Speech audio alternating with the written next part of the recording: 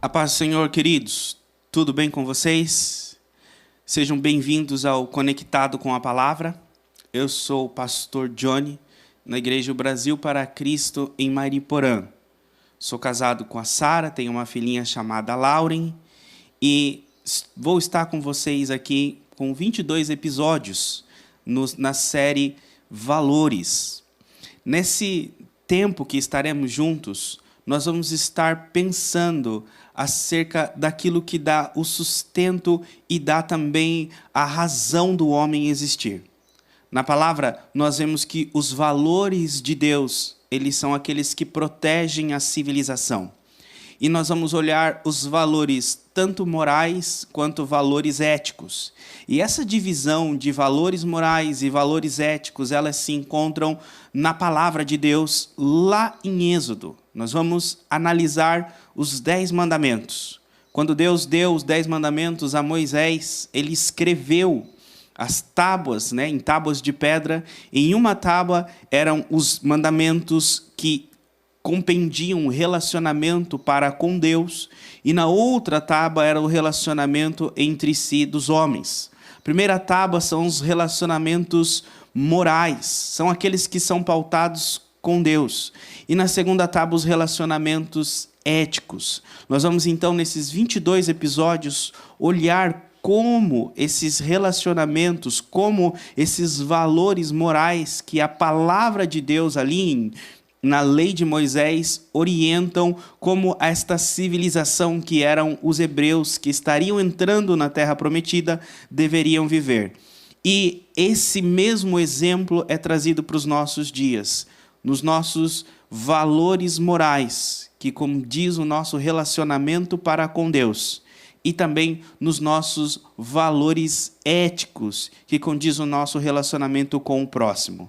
Nós vamos então olhar desde um panorama, uma introdução desses valores, dos 10 mandamentos, da origem dos 10 mandamentos, e vamos depois, episódio após episódio, olhar um mandamento e uma aplicação desse mandamento nos nossos dias, até então entendermos e culminarmos na conclusão que é Cristo Jesus. A palavra de Deus diz que todas as coisas, elas convergem na cruz de Cristo. Ele é o fim de todas as coisas. E não é diferente com a lei, e não é diferente com os 10 mandamentos. Então, esse tempo que estaremos juntos, esta série do Conectados com a Palavra, eu convido vocês a pegar a Bíblia de vocês, um caderno, uma caneta, convida a sua família e aqueles que podem estar com você para analisarmos juntos os 10 mandamentos. Aqueles mandamentos que o povo de Israel recebeu na base do Sinai, quando o monte tremia e o povo ouvia a voz de Deus falando com Moisés.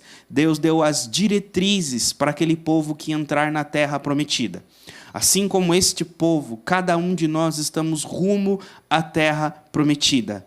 E devemos também pautar as nossas vidas, os nossos comportamentos nos valores divinos. Não nos nossos valores, não nas nossas práticas, mas nos valores de Deus. Convido vocês, então, a colocar em prática aquilo que vocês irão aprender aqui no dia a dia, para que a nossa sociedade ela haja uma transformação. Sejamos sal, sejamos luz, através dos valores da palavra. Vamos juntos ao Conectados com a Palavra.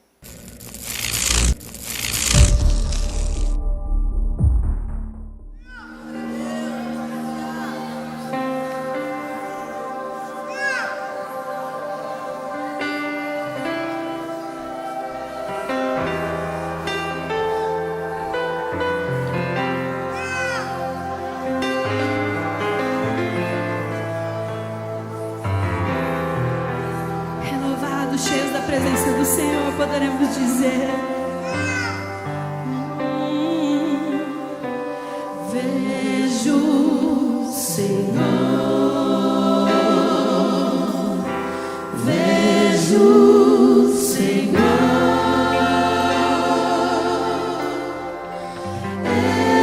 exaltado na adoração do povo desta terra.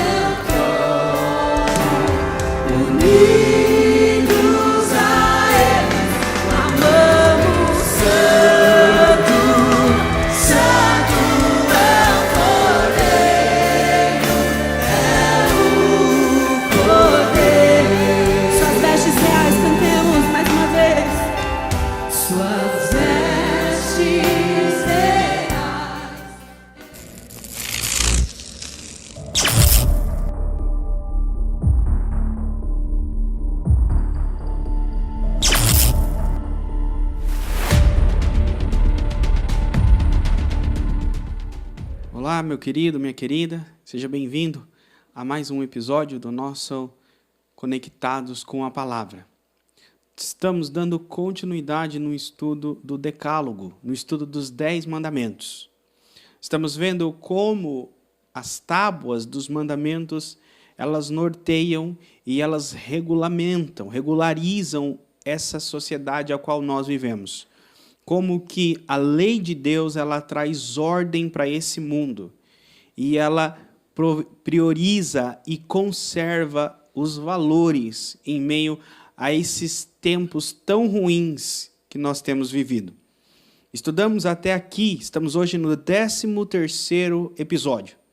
Vimos até aqui a primeira tábua da aliança, onde estão os 4 primeiros mandamentos, do 1 ao 4, aonde norteia o relacionamento do homem para com Deus, aonde estão os valores verticais.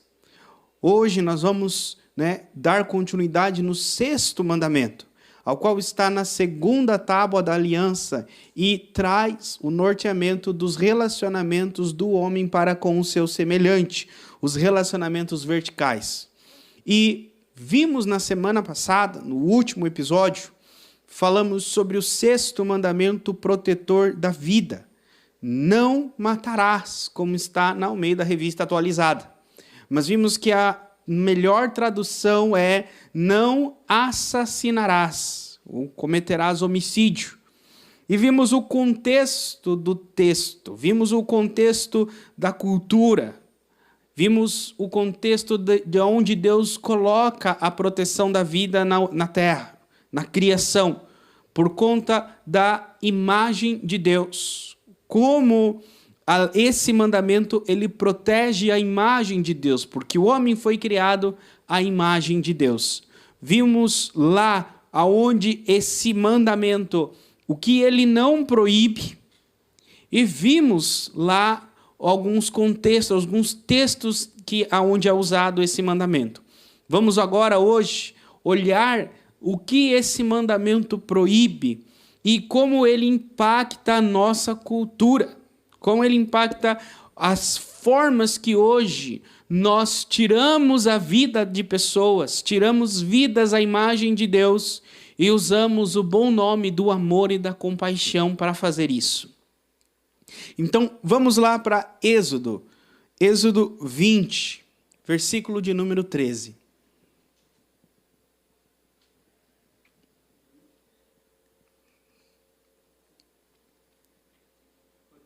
Diz assim: não matarás, não assassinarás. Esse texto é o 6º mandamento da lei de Deus. E o povo de Israel, lembrem bem, ele estava em volta do Monte Sinai. O monte fumegava e Deus dava a lei para Moisés no topo do monte. O povo estava sendo instruído e preparado para entrar na terra prometida. E na terra prometida eles não poderiam viver, não poderiam ter o seu dia a dia conforme as nações que habitavam naquela terra. Eles deveriam ter a sua própria lei. Eles deveriam ter o seu próprio relacionamento divino, pautado com Deus. E a lei de Deus, ela traz essa entrada no mundo de como o homem deve viver para Deus. E vemos aqui que, diferentemente das outras nações, o povo de Israel, ele tinha limites quando se tratava da vida do seu semelhante. Deus jamais banalizou a vida. A vida para Deus é importante de todos, porque todos foram criados à imagem de Deus. Então, vimos na semana passada também que Deus não é pacifista. Existem contextos em que a vida era para ser tirada, onde dizia olho por olho, dente por dente, ferida por ferida. É a lei de tabelião, e que era aplicada lá no Antigo Testamento. Agora, no Novo Testamento, nós vamos ver no final desse episódio, nós trazemos para os nossos dias algumas áreas aonde esse texto ele é aplicado e que o nosso dia a dia, que a nossa cultura, os nossos dias, eles tiram esse valor, eles distorcem esse valor. E em nome do amor e da compaixão, eles tiram vidas das pessoas. Um exemplo que nós temos é o suicídio. O suicídio é uma realidade dos nossos dias. Vemos tanto em jornais, em notícias, pessoas de várias idades, pastores, políticos, tantos tiram a sua própria vida. E o que a Bíblia diz sobre tirar a vida, sobre o suicídio? Alguns dizem que o suicídio, ele é um pecado sem perdão. Porque, na verdade, existe só um pecado na Bíblia que não tem perdão, que é a blasfêmia contra o Espírito Santo. Então, a Bíblia não diz que o suicídio é um pecado sem perdão. Mas, o que se diz é, não, mas se a pessoa tirou a própria vida, ela não tem como se arrepender. E aí, então, claro, ela vai direto para o inferno. Então, por isso que é um pecado sem perdão. Mas como a Bíblia não diz isso, então é uma questão muito sensível.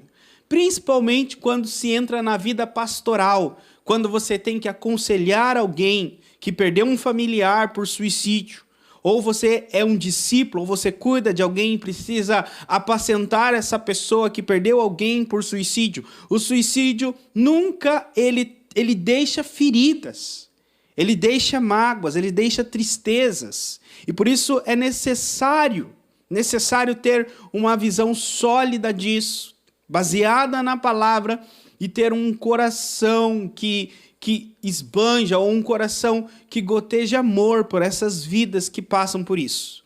Então, por que eu disse aqui que nós não devemos simplesmente dizer o suicídio é um pecado sem perdão? Porque, por exemplo, se alguém comete suicídio e essa pessoa não estava com as suas faculdades mentais, ela não tinha controle sobre suas decisões, não tinha controle sobre as suas ações. Então, o que fazemos nesse caso? Não se pode dizer que a pessoa vai direto para o inferno. A gente, na verdade, na nossa conhecimento, nas nossas limitações, não sabemos. Agora, o que a Bíblia diz e deve ser dito e ressoado na nossa cultura é que o suicídio é um pecado que o indivíduo escolhe quando escolhe o suicídio. Então, alguns dizem, não, mas todos têm os seus demônios, todos passam por períodos de depressão, de tristeza, e fazer o que se a pessoa escolheu? É a opção dela. Na verdade, a Bíblia ela fala que sim, é um pecado. Então, a Bíblia ela não orienta, ela não dá suporte ao suicídio. E olha que a Bíblia tem pessoas que suicidaram. E ela não só tem pessoas que se suicidaram na Bíblia, como tem pessoas, cristãos, crentes, homens de Deus, que pediram a Deus a morte, pediram o suicídio. Os casos de suicídio no Antigo Testamento eram reis que perdiam as batalhas por vergonha, e por perder a sua honra, eles preferem tirar a própria vida. E casos como de Elias ou de Jonas, eles pedem a Deus a morte, ou até mesmo Jó, em todo o seu sofrimento, em toda a sua luta, seja física, Jó pede a morte a Deus. E não vemos em nenhum caso na Bíblia Deus dizendo, olha, devido ao seu sofrimento, devido à sua angústia, devido às suas tribulações, devido à sua depressão, você pode tirar a sua vida, ou tudo bem você tirar a sua vida, ou é compreensível você tirar a sua vida. Não. Portanto, o indivíduo que tira a própria vida, ele comete sim um pecado. E é isso que a Bíblia, o sexto mandamento, não matarás, sim, ele proíbe o suicídio. Quando diz não matarás, é também não tire a sua própria vida. Você não tem o direito de tirar a sua vida. Foi Deus quem te deu. Você não tem o direito de tomá-la quando você desejar. Então, o suicídio é proibido pelo sexto mandamento. Uma outra uma outra questão do nosso dia a dia é o aborto. O aborto também é proibido pelo 6º mandamento. Se vocês lerem Salmo 139, 13, diz o seguinte: pois tu formaste meu interior, tu me tecestes no seio da minha mãe, no interior da minha mãe. Está dizendo aí que Deus formou, Deus criou no ventre da mãe. A concepção a vida está na concepção. Alguns acreditam que para poder tirar a vida de alguém, falar, então vamos definir a vida. Para poder ter uma desculpa para tirar uma vida, eles reavaliam e redimensionam o que é a vida. A vida está na concepção.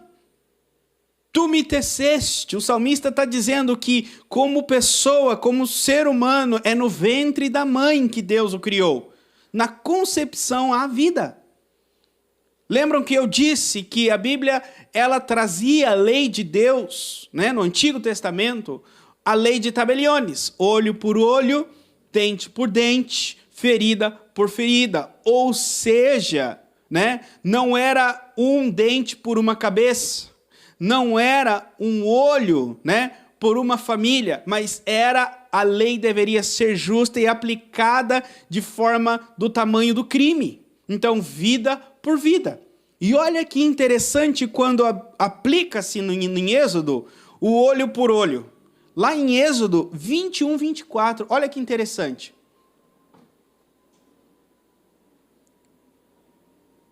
Aí diz, olho por olho, dente por dente, mão por mão, pé por pé. Se vocês lerem o contexto, não vou ter tempo aqui de explanar tudo, mas o contexto está dizendo que se uma vida for tirada no ventre, se por algum acidente matar uma criança no ventre da mãe, uma vida deve ser tirada.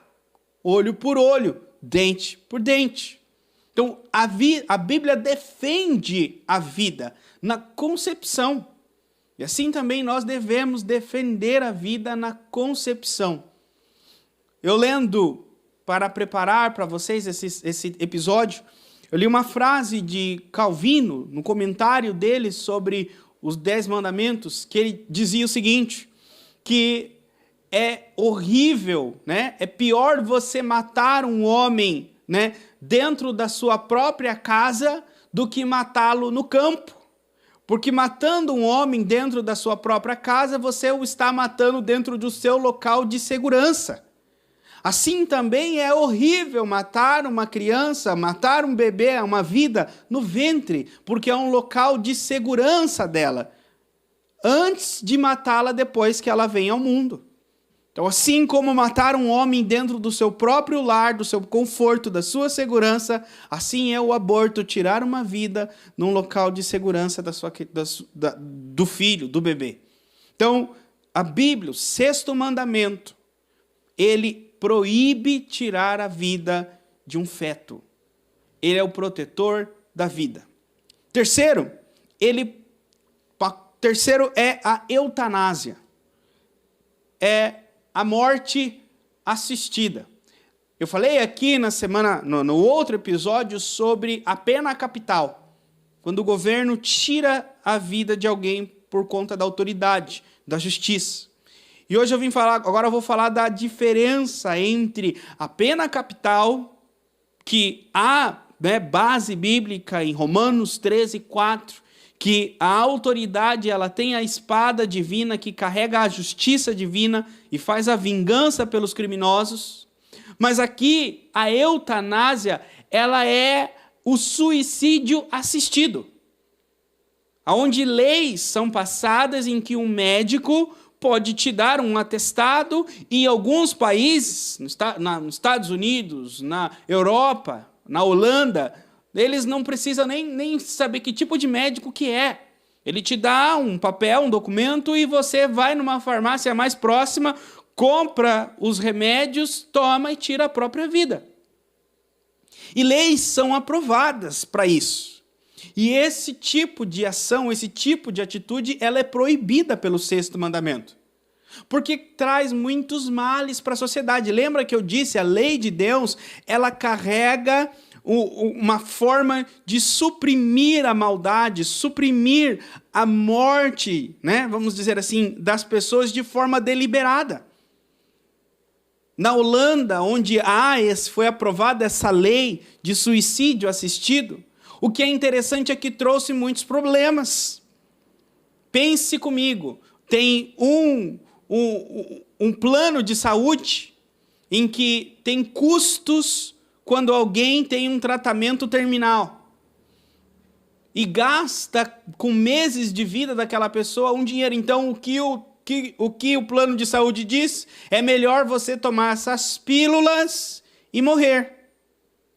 Ou mesmo a família, quando a família tem custos com o avô, com a avó, o bisavô, com os idosos, com os necessitados, e começa a ter custos e a própria família pede à justiça e ao médico uma receita para passar um remédio para tirar a vida.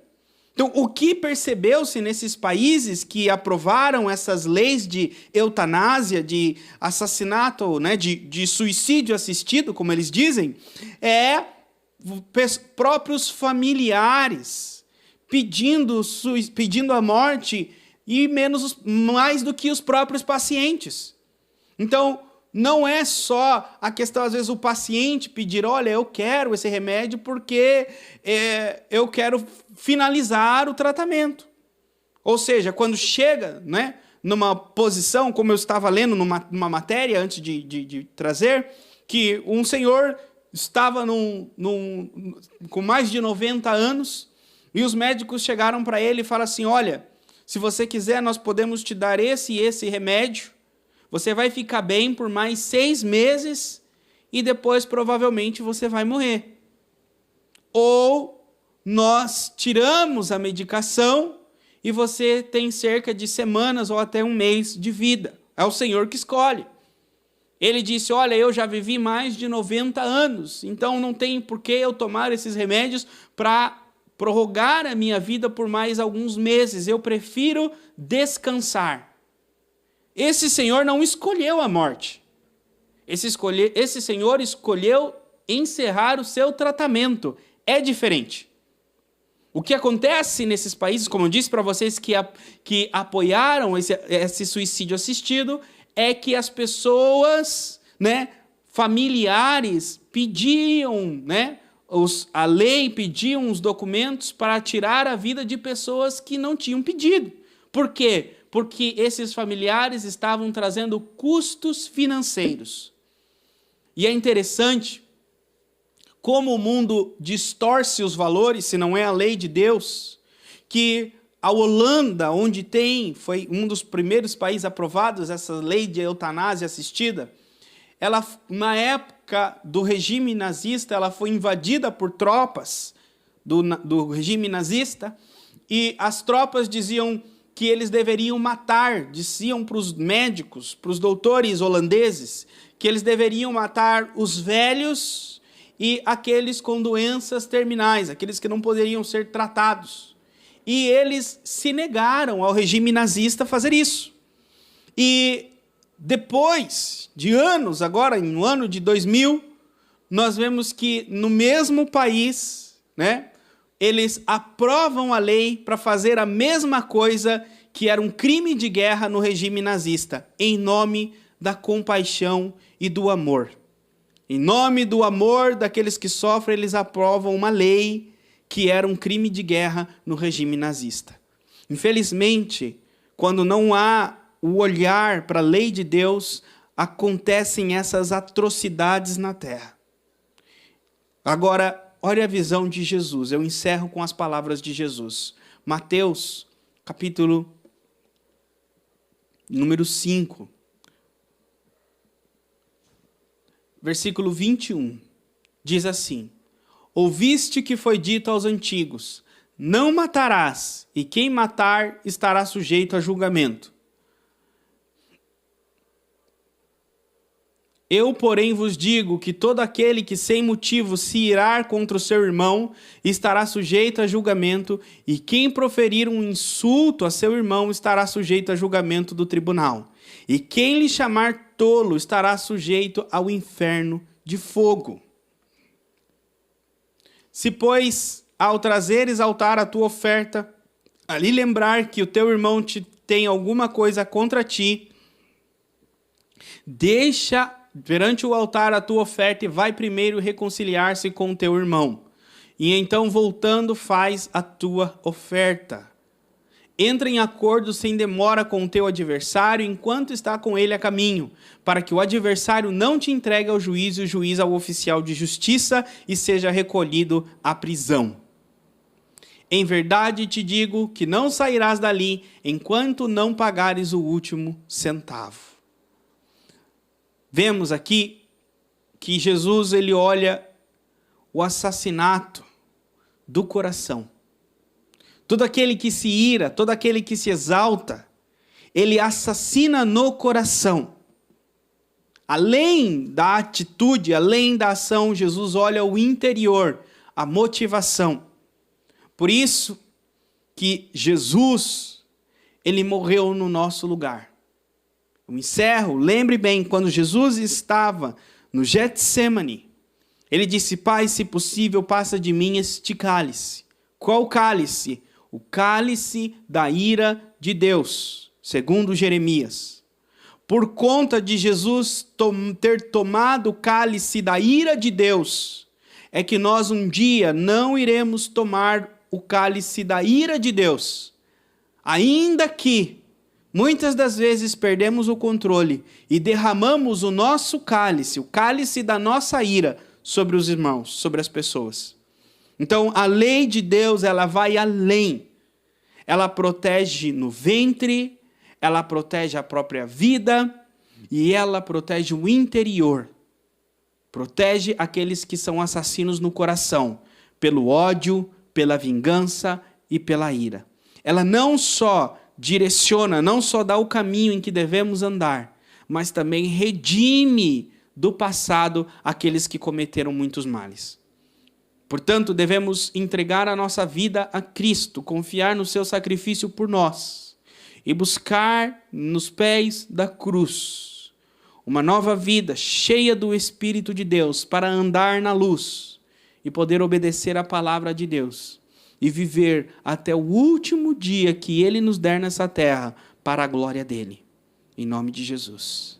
Senhor, eu oro a Ti e peço que a Tua palavra, que é viva e eficaz, brilhe no interior do coração do Teu povo, levando-os a crer, levando-os a ver, Senhor, que a Tua palavra é ela, Senhor, que mantém a vida, que resguarda, Senhor, este mundo das atrocidades que vimos, as atrocidades que esse mundo já viu, Senhor, em regimes comunistas, em regimes totalitários, em regimes nazistas. Tem misericórdia, Senhor, deste mundo.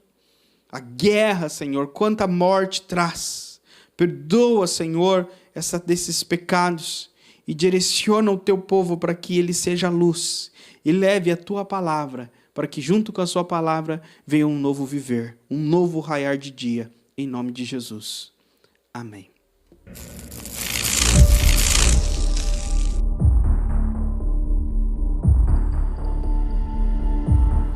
Seguindo os passos do povo de Israel, vimos que Moisés está dando a eles os 10 mandamentos, dando a ele as ordens de Deus de como deviam pautar as suas práticas para conviver tanto com Deus, tanto com o próximo. Eles não só conviveriam em uma comunidade entre as tribos, mas o próprio Deus habitaria no meio deles e era necessário aprender a conviver com a presença de Deus. Quando Moisés ensina o povo a conviver entre si e conviver com a presença de Deus no seu meio, uma coisa interessante que Moisés não deixa de fora está relacionado à oferta e a como organizamos e como administramos os nossos recursos financeiros. em Êxodo, no capítulo 35, no versículo 20, diz assim: Então toda a comunidade de Israel saiu da presença de Moisés, e todos que estavam dispostos, cujo coração os impeliu a isso, trouxeram uma oferta ao Senhor para a obra da tenda do encontro, para todos os seus serviços e para as vestes sagradas. Todos os que dispuseram, tanto homens como mulheres, trouxeram joias de ouro e de todos os tipos de broches, brincos, anéis e ornamentos, e apresentaram seus objetos de ouro como oferta ritualmente movida perante o Senhor. Todos que possuíam fios de tecido azul, roxo e vermelho, ou linho fino, ou pelos de cabra, peles de carneiro, tingidas de vermelho ou couro, trouxeram-nos. Mostra que quando esse povo ele saiu do Egito, ele não saiu de mãos vazias. Deus colocou nas mãos deles algumas coisas que seriam necessárias, não tudo, mas algumas delas seriam necessárias para a construção da tenda, para a edificação da tenda e para o serviço da obra do Senhor. Quando eu digo que nem tudo seria usado, eu não estou dizendo que eram todos os recursos das pessoas. Eu estou dizendo que daquilo que cada um tinha, parte foi usado na obra do Senhor e parte foi usado no uso próprio da pessoa. E acredito que assim também é nas nossas vidas. Nós estamos rumo à nossa Jerusalém, rumo à nossa cidade celestial, como este povo estava. E enquanto peregrinamos nessa vida, o Senhor não nos deixa de mãos vazias. E Ele nos convida a ofertar, assim como Ele dispõe no nosso coração, parte daquilo que Ele colocou nas nossas mãos, na sua obra e no seu reino. Aqui diz no texto que foi usado tanto para todos os serviços da tenda, quanto também para vestir os sacerdotes, suprir aqueles que trabalham no reino em tempo integral. Assim como esse povo, devemos também nos propor a fazer a nossa oferta. Eu gostaria de te convidar nesse momento a pegar o seu celular, entrar aí no seu aplicativo e fazer uma contribuição. As contas irão aparecer aqui na tela e você pode estar fazendo a sua contribuição nesse momento. Senhor, te damos graças pela tua fidelidade e por tudo aquilo que o Senhor tem feito, Senhor, nas nossas vidas. Como povo de Israel, nossas mãos não estão vazias. E o Senhor colocou, Senhor, aquilo que é necessário para o teu reino. Alguns o Senhor colocou bens de ouro, outros o Senhor colocou bens de prata, outros tecido, como foi na época do povo de Moisés, acredito que também é nos nossos dias. A uns o Senhor dá algo e outros o Senhor dá outro. Nem todos são iguais. Mas de tudo que recebemos, tudo é útil, Senhor, no teu reino e na tua casa. Agradeço a oferta de cada um, o comprometimento e a disposição de cada um, e que o Senhor os abençoe e multiplique, Senhor, a semente deles, em nome de Jesus. Amém. Eu ouvi falar que opera maravilha, até pães e peixes fez multiplicar. É o Deus que deu a cura pra mulher na multidão.